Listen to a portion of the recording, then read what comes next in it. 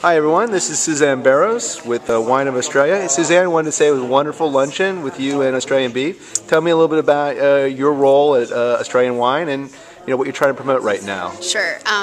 So Wine Australia is the Australian wine industry's promotion and education organization in the U.S.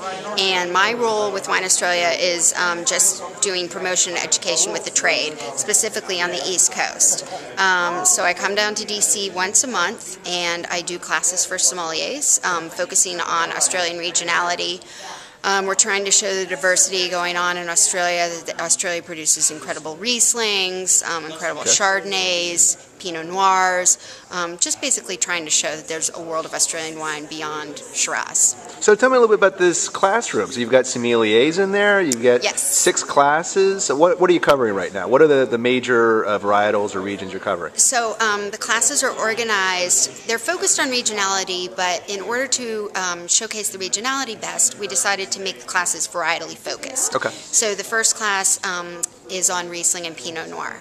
So we talk about Riesling and the areas that it does best in Clare Valley and Eden Valley and Great Southern, and where those regions are in Australia and why Riesling does so well in those regions. And then we do the same thing with Pinot Noir. So it's like a 45-minute presentation, and then we move on to a tasting where we showcase 10 to 15 examples of each varietal. Okay. So that Riesling and Pinot Noir is the first class. The second class we showcase crisp whites, which basically is anything from like Sauv Blanc blends from Western Australia to dry Semillon to Australia's incredible sparklings. We do a class that just exclusively focuses on Shiraz because Shiraz is grown everywhere in Australia. Very common, so Shiraz takes up its own class. Isn't it Shiraz? Shiraz, yeah, excuse me.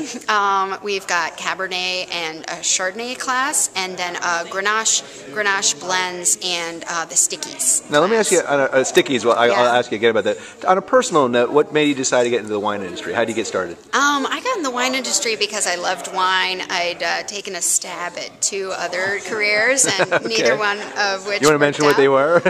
Music industry and the golf industry. Okay. So, yeah, and wine had always been a hobby all along, and wound up just sort of falling into it, getting a job working for a small distributor in Florida, and have never looked back. So, no, you also worked for an Italian importer for a while too. So you have the only reason I ask that is you have a wide range of interest in wine. Yeah. And currently it's Australia. And I think that's a kind of a neat way to go. And I never really chose to go that way, but working in a particular job where you're just focused on one country's wine, you get the opportunity to get really immersed. Right.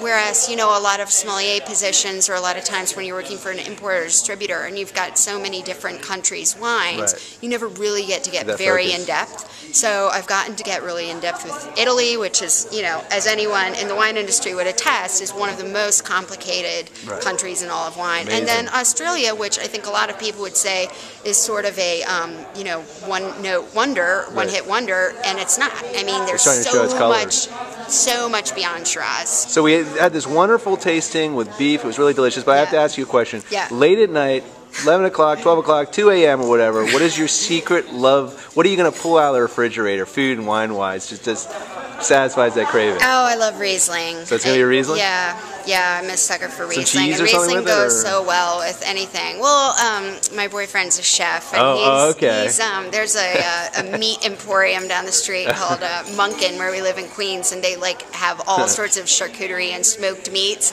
So we always have a big stash of smoked meats in the refrigerator, and Riesling goes really well with those. Sounds really good. Hey, thank you, Suzanne. This is Suzanne Barros, Charlie Adler with I Drink on the Job. Thanks.